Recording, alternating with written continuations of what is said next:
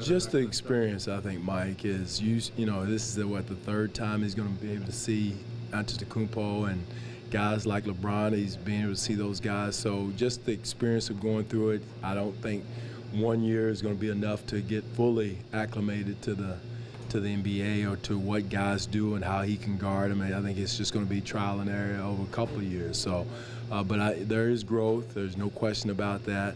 Whether it's the rookie wall or not, I thought he went through a little dry spell there offensively, but that's expected of young players. So, again, there's still a lot to learn. There's a different season coming at the end after these 25 games that he's going to have to go through and learn some more. So, the first year, that's why it's very difficult for rookies to go on a team that's trying to win a championship and be successful, because there's going to be a lot of ups and downs.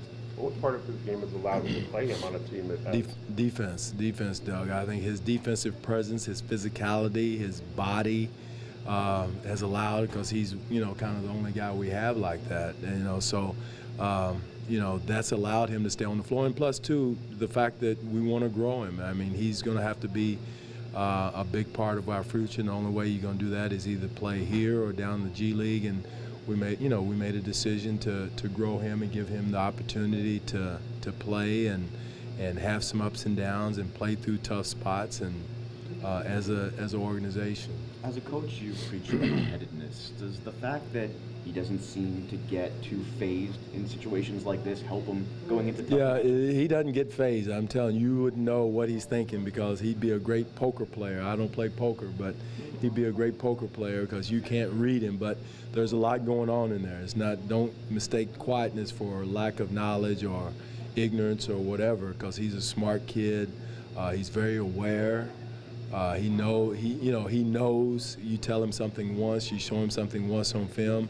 So I started out the season just so I could get a good feel for him, watching film with him every day, and trying to get a good. And believe me, he knew his mistakes before I could even talk to him about them. So that quietness there's a lot still going on, and I don't. It's a good thing that he's quiet, and except if he doesn't talk on defense, and that's the only time he needs to be loud and boisterous and that type of thing. How closely are you been scrutinizing that balance between some of the struggles offensively and what he's giving you defensively as you get down the stretch, as you get closer to the playoffs? Well, again, it's a balancing act. I think again, as long as he's productive and we're successful with him playing, and it just and he's being productive on the defensive end. Again, I'm sure there's things teams going to try to do.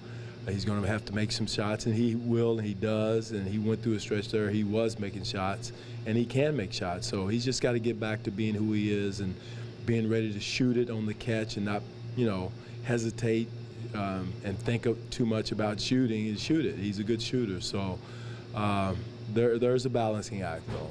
Are those dry spells harder for rookies? I mean, every shooter goes through a streak, but it is because they don't know when the next one's going in.